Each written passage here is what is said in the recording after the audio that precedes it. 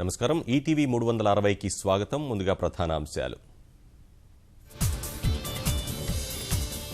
Florida దాడి తీవ్రవాద చర్యేనని స్పష్టీకరించిన శ్వేత సౌధం. ఉగ్ర సంస్థలతో హంతకుడి సంబంధాలపై ఎఫ్బీఐ సమగ్ర దర్యాప్తు.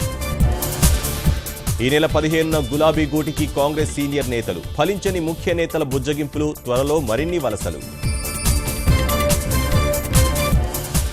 ప్రాజెక్టుల్ని పూర్తి చేసి రాష్ట్రాన్ని సస్యశ్యామలం చేస్తాం. కరీంనగర్ జిల్లాలో మంత్రి హరీష్ పునరుద్ఘాటన.